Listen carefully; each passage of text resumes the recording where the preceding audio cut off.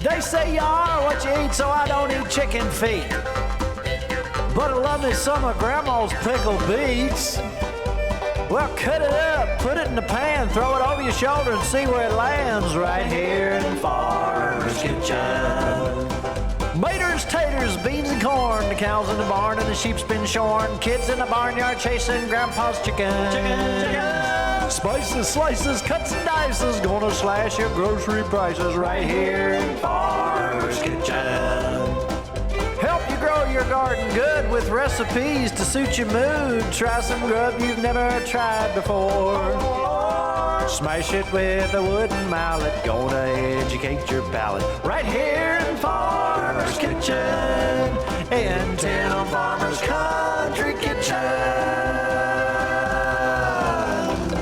We're gonna cook something good now. Hello and welcome to the Farmer's Kitchen. We're the farmers. This is our kitchen. And Nikki has no patience when it comes to Thanksgiving, when it comes to Christmas. If we turn the cameras around right now in the living room, would you be embarrassed? Not at all. I'd be proud of For what all I the did. Christmas, she made me blow the Christmas horn. You enjoy blowing the Christmas I horn. actually do. But she goes to the store and Thanksgiving's right around the corner. So what do you want? What did you ask me to do? Turkey, we need to practice. It's almost Thanksgiving. So I smoked turkey. That's right. Which was delicious. Yes. So on our social media pages, all over the place, people are asking, do you have a recipe for this? Do you have a recipe for that? Thanksgiving's coming up. Do you have a recipe for this? So we're going to lay out a whole feast here, including sides, starting with the turkey. If you have a smoker, and if you want to smoke a turkey, it is absolutely beautiful and wonderful if you would like to do that. Now, typically, if I do a turkey, I like to brine the turkey. And right now, if you want to take a look at this, this is a great brine for chickens, for turkeys. I even use it for fish and all kinds of stuff. Here is my brine. You soak your turkey 8, 10, 12 hours, whatever you want to do. All right, now, when you're smoking a turkey, you have to think about X amount of time per pound. Generally, they will tell you half an hour per pound. Now, a long time ago, when I was first learning, mistakes are important.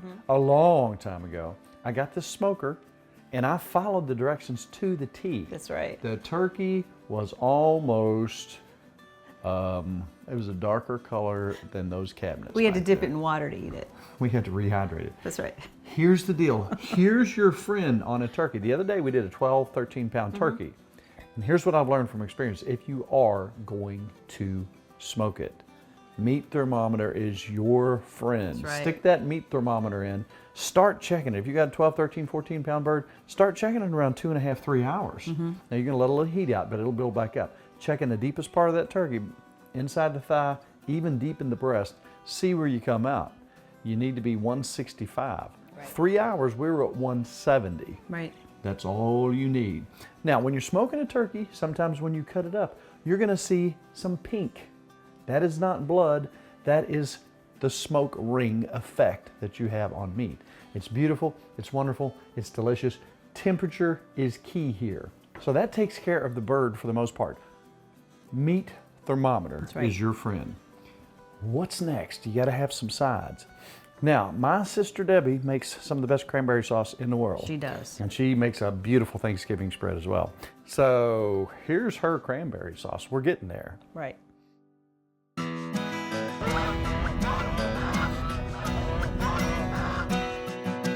Pretty much, we're gonna put in our 8 ounces of cranberries, 1/8 cup of water, and sugar. We have got a 1/3 cup of sugar. And I'm gonna put some lemon juice in here. So we want about 2 teaspoons worth. So I'm just gonna kind of eyeball it here, what I like, because this is just something we're kind of adding on our own. A little zing. Yes, and we're also gonna put a little orange peel in there. And later on, we're gonna squeeze a little bit of juice out of this orange and add it to it too. I like a little bit of orange flavor to mine. So you can be my stirrer if you'd like. You sure? Yes, we're gonna stir this until we get all the sugar melted, and then we're gonna turn it up a little. So you want your setting on your burn to be very low at first. At low at first, so we get mixed up. so we get it all melted. And while you're doing that, I'm gonna go ahead and squeeze, because when we get done with this, we're gonna put a little bit of orange juice in there too. We like that orange flavor. And then Debbie's secret's at the end. And she told me we could share her secret. Looks like it's all melted. So let's go ahead. You want to turn it up a little bit Crank it up a hair. to a medium, and we're gonna let this go from 6 to 8 minutes, and you're gonna see this all kind of, These cranberries yeah, start to they're pop. gonna pop, and they're gonna start to cook down. They're gonna look absolutely delicious. 6 minutes after they start to burst. That's right. This is so simple, you'll never buy it out of a can again. Boy, it's really cooking the juices out of it. Doesn't Isn't it smell good? it? Sure does. You can smell the orange. Another thing Debbie said is she'll make this sometimes a couple days early. She likes to let it Let it sit chill. and let it chill, and just it gets a little bit better. Okay, it looks like you're there. Go ahead and turn it off. All right, and this is the little thing we're going to do here. We're going to pour that orange we had. I'm going to pour, it's a 1/4 cup. We're going to do a 1/4 cup of orange juice in this. Go ahead and stir that around. And then we're going to put Debbie's magic ingredient. You ready for the magic ingredient? I'm ready. I'm not scared. Hold your spoon up. This is orange gelatin. That is the secret.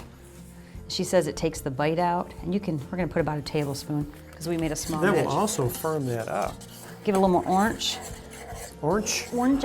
And then we're going to stick this in the fridge for 4 to 5 hours while your goose is cooking, and we'll have cranberry. Let it set, let it roll, let it chill. Now, you know, we were talking the other day, and Kelly said something about we haven't done a dressing show in a million years. So I thought, okay, let's do some oyster dressing. If you don't like oysters, you don't want to do it, you don't have to do that. But they give it a wonderful salty, briny taste. If you want to have some dressing, don't put it in a bird. Put it on the side. Exactly. Put it in the oven. And here's an oyster dressing that we just did not too long ago.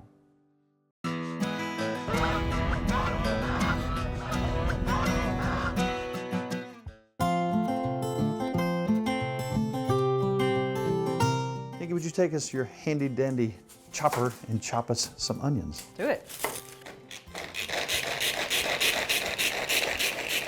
Ta-da. So let's take most of these. That's a medium, would you say the medium yellow Yeah. onion? That's beautiful. Now, if you will, can you cut into the heart of this? I'm still, by the way, on a fennel kick. I can't help it. This adds so much to this dish. I love this stuff, especially when it comes to oysters and mussels and things like that. Oh, yeah. So we're gonna take our fennel, you can put it in the chopper too, Nikki. Okay. And I would say that Is that enough? is appropriate. Now trust me on the fennel, give it a shot. You can find them in a lot of major stores, and it's absolutely so versatile, it's a subtle flavor, but it is so absolutely wonderful. Smells so good. That's beautiful. Beautiful. Perfect. That's perfect. Oh, the Yum, smell. that smells good. The smell. So we're just gonna let that go till it's translucent. Now one thing I'm gonna do here real quick, I'm gonna come in with a little French liqueur that has an anise or fennel flavor. Oh, do you smell it?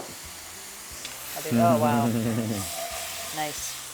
So I'm gonna let that reduce down, and I'm gonna put a little bit more in there, and I'm gonna start mixing stuff up. And you don't have to have that liqueur, but Oh, it it would certainly help. It adds so much. Okay, so into this mixture, I'm gonna put a little bit into our oysters. I'm gonna put a little bit of, Chicken broth? chicken broth. Right. I'm gonna also put a little bit of hot sauce, and if you'll squeeze me out just a little bit of lemon in there, Do it. gotta have hot sauce in this. Now that is not, I promise, Nikki, it's not gonna make that terribly hot. Alrighty. Promise. How much lemon juice you want? Probably whatever will come out of that. So we have, and I didn't measure this out, always save your leftover cornbread in your bread. Yeah. Let it dry. You can even dry it on a Oh, yeah. tray in the oven, on a cookie tray. So I want to mix this up just a little bit, and a little bit of our Yeah. anise or fennel flavoring. I'm going to put some sage into our cornbread and our regular bread. And I didn't measure this out, but you can see it's 2 bowls, which is probably, what, 2 cups Probably, per bowl. yeah. Put some sage, some thyme. Smelling pretty good in here. Oh, I dreamed about this. So here we are with this part. Oh, can you smell it? I can smell it. So what I'm gonna do is I'm gonna get this the right consistency too. Go first. Cornbread, regular bread, dried, moisture's out. Start mixing that up. You see where I'm going, Mrs. Farmer? I do. So let's start bringing some of those oysters in. You want to scoop them or you just pour it for you? Go ahead and pour it out some? a little bit at a time. I'll mix them up. And again, if you don't have oysters, and if you wanted to do a mock oyster, you could use mushrooms. If you don't like mushrooms, you can use pickled pig's heads. It would be delicious. That would be excellent. Okay, let's go ahead and dump some of that in there. Want the rest? Yep. Now you want it to have moisture, but you don't want soup, you want dressing. But if it seems to be a little bit dry, come back with your chicken broth. You know what the consistency of dressing needs to be. What do you think? Perfect. Does it look right to you? It looks really good. Oh, I'm so excited. Then we're gonna pop this in here at about 350, about 40, 45 minutes. Alrighty. All right. Stuffing? I don't even want to wait. A lot of flavors in there. Yum. That's really good. You spice that up I delicious. thought about this all night long. That's really good. Oh. Okay, we got the bird. We got the cranberry sauce. We have the dressing. We need something green. We do. Green beans. Let's do my wonderful. This was stolen from a lunch lady Yes, it way was. back when. She gave me this years ago, and I kind of added to it and got it to where I liked it. Here's the perfect beans to set right beside your dressing. Yummy. All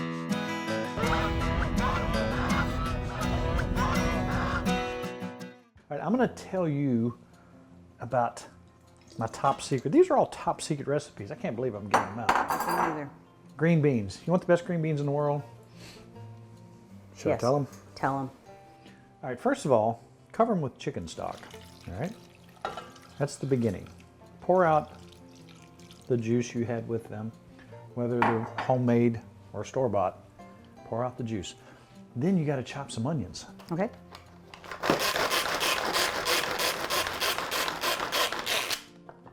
Now we're going to use about a third of a decent sized onion.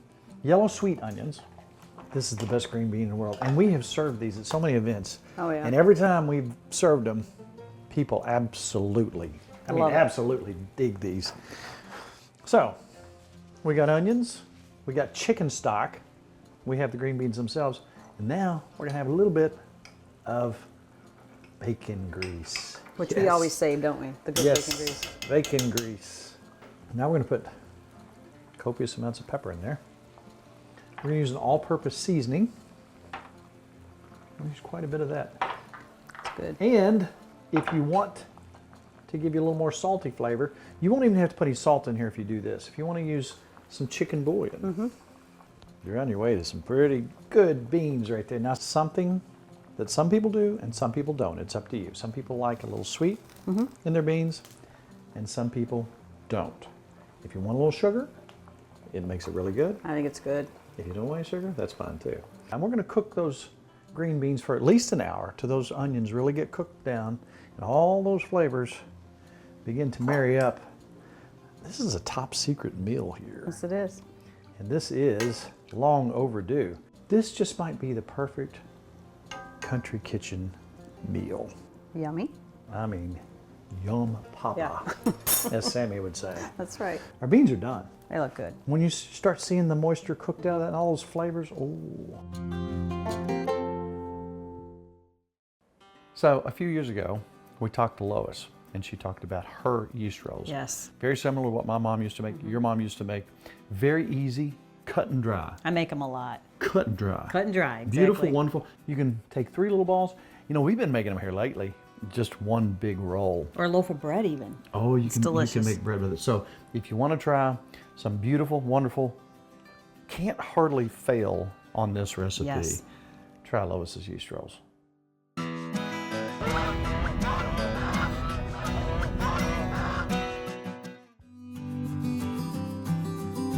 As we're cooking a meal, we want to get everything together time-wise. You're going to start with our friend Lois's yeast roll recipe. The sweet rolls, they're so good. And then we're going to take them like Mom used to do. She used to take 3 little balls and put them in the muffin pan, and then they would grow. They're so, you know what, you notice I'm making this almost every week? Yes. I know this one by heart because it's such a great recipe. And it's really good. Oh, it's really good. And they're good for you. Yes, and there's it's simple. no calories. It's simple. It's really simple too. All right, how do you do it? All right, we're going to start off, and it's actually really simple. I got this all memorized. I am going to take a 1/3 cup of sugar. All right. Put this in the bowl, and that might sound weird to start. And I'm going to do a whole packet of yeast. All right. And I need a 1 1/4 cup of warm water. And so what I think is unique about this is she has the sugar in there with the yeast. So we're going to start with that. Makes it work. Yes. Now I need 1/2 teaspoon of salt. I know you have salt over there. $1? $1? Wow. That's I expensive. need the cash before you put it in there. Alrighty. Let me Thank dump you. it? Yeah, thank you. Boom. And now I have a 1/3 cup of oil. That's just vegetable oil. That's pretty much it for the wet. And in her recipe, she says use 3 cups of flour and then a little extra just to make sure it doughs up good. So I have about 3.5 cups. Okay. So usually I just add a little bit in here, mix it as I go. All right, one thing nice about this recipe is you can let it rise. After it rises, put it in the fridge and let it sit until you need it. So I like that. Yeah, So you got something to do right. around the farm, or you want to go shopping like Yes, Nikki likes that's to right. do. And that way, for me, if we're having people for dinner, I just make it in the morning and set it aside till we need it. Now, how much do you need it?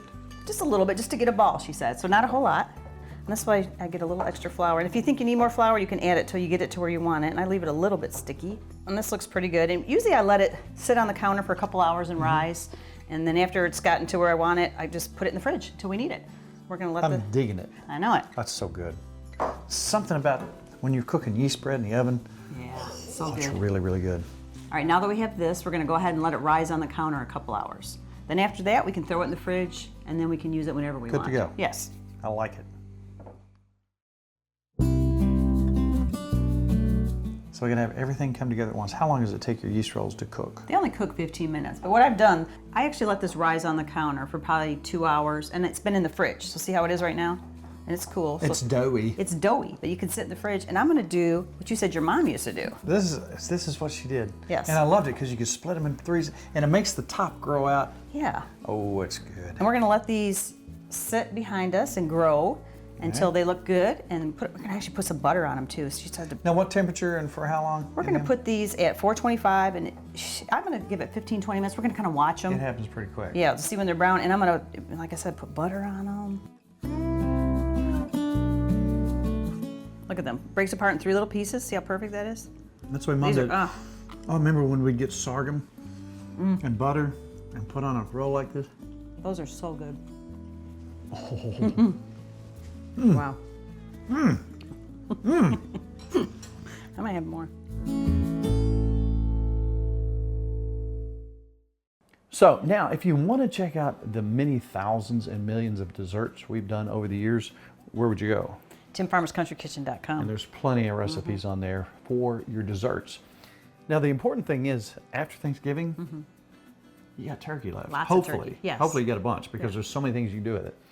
One of my favorite things in the morning, I would hear Mom making biscuits and Dad making his turkey hash. I love that. It's easy, it's simple, it's wonderful, it's unusual, because watch how meticulously he does this. And everything he does with the onions and everything, Yes. it's got its own particular taste. I can't explain it, but you're going to want to try it.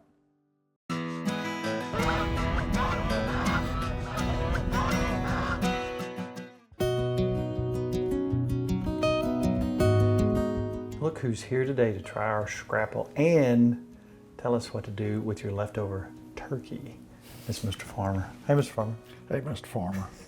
Somebody in the show recently asked to say, why do you call Nikki Mrs. Farmer? I'm like, this is Mrs. Farmer, I call you Mrs. Farmer. Just as a joke, you call Mom Mrs. Farmer, Mrs. Farmer calls me Mr. Farmer, and it's just kind of fun. So that's how that started back in the 70s. 1974, right? Right. You were there. I got it.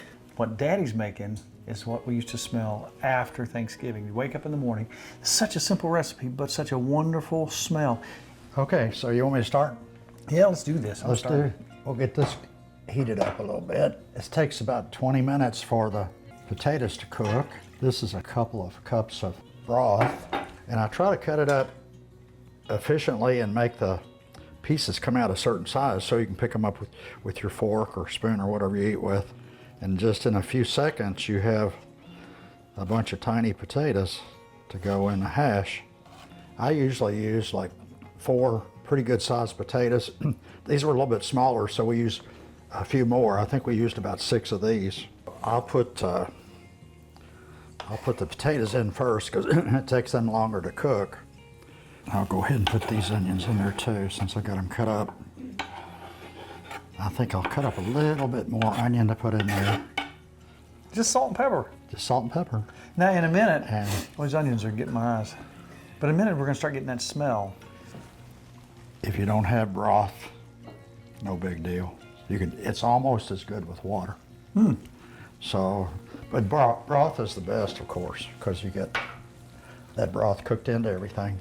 This is a little bit, this is gonna be a little bit meaty, so that's, I like I that. don't have a problem with that. Okay, so there you go, 20, Now- 20 minutes. When you went back and made it the first time, did you have to kind of experiment to get that? Do you? I'm sure you remember the smell and taste too, just like when you were a kid. Yeah.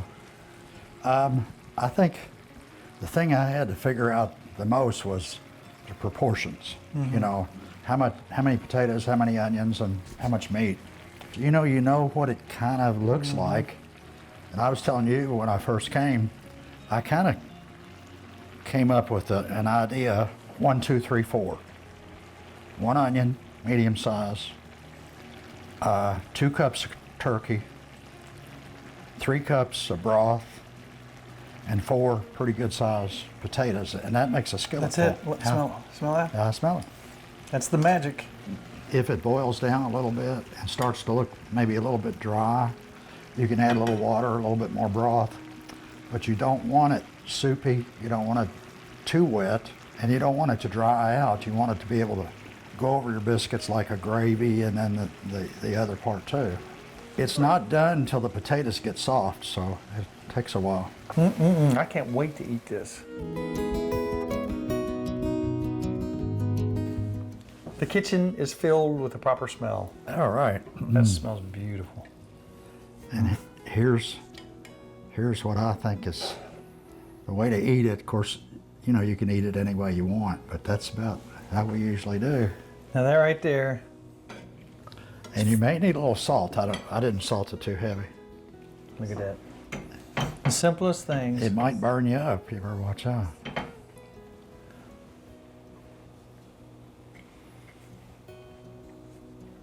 Okay.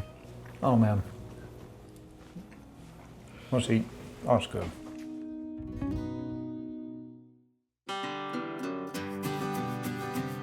Now look what we have. What is that, Miss Nikki? Leftover turkey. That's what I'm talking about. Now the other day I wanted a sandwich, but I wanted a sandwich with a little different wang to it.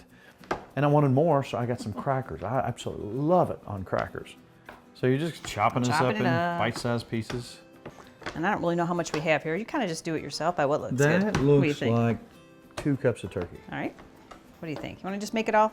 I'd say make it all. Make it all, 'cause you're gonna you eat know it. I'll You're eat gonna it. eat it I'll all. eat this before the night's over. Let me see. I don't know how much I have here. 1, 2, 3, 4, about 5 tablespoons it looks like. I like lots of mayonnaise. You want me to start Yes. sprinkling? Let's put some almonds in there. And how Gives much? a nice little crunch. Yes. Now some people like celery for a little crunch. I really like the almonds. And onions. We did not even put onions No in this. onions. No onions, no celery. That's probably how many almonds you think? I think that was 3 tablespoons. All right. Perfect. A little crunch. How about some raisins? Gotta have raisins. See how many you think you need in there. Ooh, that's so good. Because a lot of people put grapes in their chicken salad. So there's raisins. You like a lot of raisins. And now, one thing that I thought would be fun is how about an apple? And our friend Liz doesn't even like raisins, and right. she ate a big pile. She of didn't this. know till she was done. She said, good thing we didn't tell her. I bet she'd eat it again though. I think she would. It's a good part of the apple. You don't want to get rid of that peeling. That's right. What do you think? Good? Nothing fancy about this. So that's another leftover for all the things that you might do with your turkey. You know, if you want to check out some other things on our page, where would you go? I go to timfarmerscountrykitchen.com. We've got unusual things like trash can turkey. Some people use a trash can to make a beautiful, wonderful turkey. And our recipes as well. A little salt. No salt and pepper always in everything. And we also have a Facebook page where we visit, share recipes, and talk with one another. And remember those who came before us?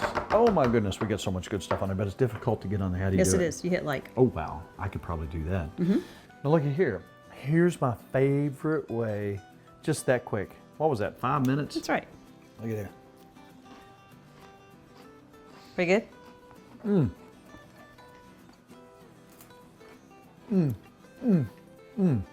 Delicious. So there's a whole spread. There's a whole Thanksgiving meal. So many people have said, can you help me out with Thanksgiving? And that's what this show is all about. So our half hour is up, which means it's all about Good times good friends. and really good eats. And we'll see you very soon.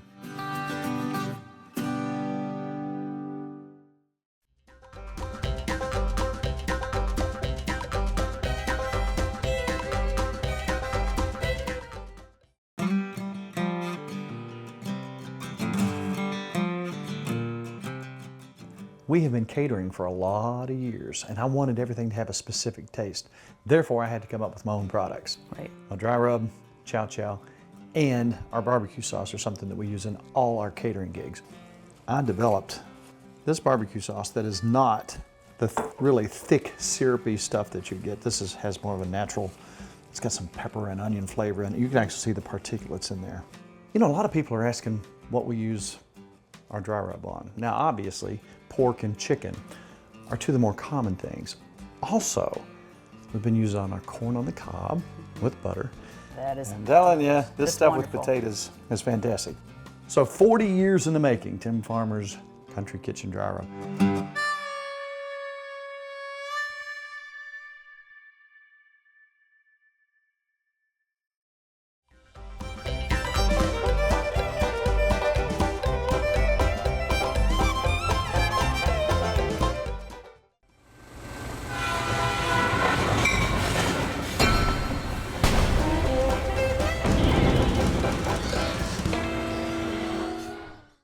Funding for Tim Farmer's Country Kitchen is brought to you by Emerson Farms Country Store.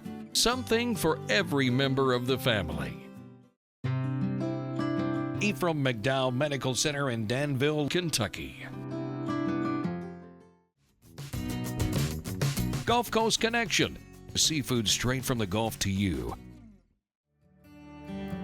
The Spine Center of Central Kentucky. Wilderness Road Hospitality, Stanford, Kentucky. Visit Frankfort, Kentucky's spirited capital city.